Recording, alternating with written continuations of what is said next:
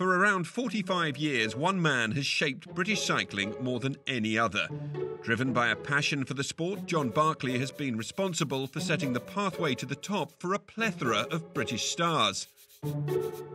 Through his legendary trips to Belgian junior races, Barclay exposed the likes of 2018 Tour de France winner Geraint Thomas, 30-time Tour Stage winner Mark Cavendish, and Britain's first Tour champion Sir Bradley Wiggins to some of their most formative racing experiences. Even approaching his 90th birthday, Barclay continues to travel to Belgium, as inCycle found out when we joined him on a trip in 2016. As a teenager, I joined the local club, rode a few time trials, got called up when I was 18 to do national service in the Air Force, and then I joined the Festival Road Club because I had some interest in some of the riders there. And then some of them said, oh, let's go and race in Belgium. So I went over with them. And in those days, it was a rucksack on your back, ride down to Dover, get the ferry up to Zeebrugge, and then ride to Ghent. And then I started getting involved with taking teams away when a friend of mine got an invite for the Ghent Ypres, and he couldn't handle it, so he passed it on to me. So that Ghent Ypres was the first big race I did. Given how formative these first foreign racing experiences would prove to be, unsurprisingly, every Barclay disciple remembers their trips well. John is a guy who just takes everybody who's been a cyclist in the UK, he takes them to Belgium for a trip when they were junior. So that's what happened to me. I think it was 1989 when I first went away with John Barclay, and I think he'd been doing it then for about 40 years, and he's still doing it now. It was a massive car. I can't remember exactly what car it was, but we just know it was massive, full of bags on the top, full of your luggage in the back. You were pretty much crammed in, stuff on your laps, but it was all about the racing. We'd get there on Saturday morning, we'd race Saturday, stay in like a youth hostel type place, and then race Sunday, and then get back to school on Monday morning. It was 1995, the Europa Prize in Gerardsbergen in Belgium, and I think I was still 17 then.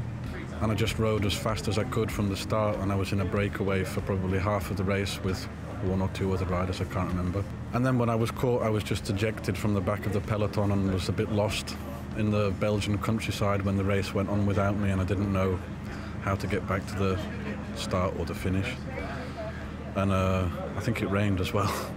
So it was my first experience in Europe, and it was quite tough.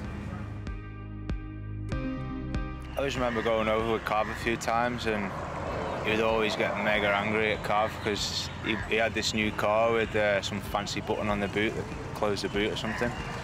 And Cav would always slam the boot of his car. Every time, like, bloody hell, Cav, you know, stop slamming the boot, there's a button and you're going to break it. So every time, just to annoy him, Cav would slam the door, and just stupid little things like that. And I'm sure we drove him crazy.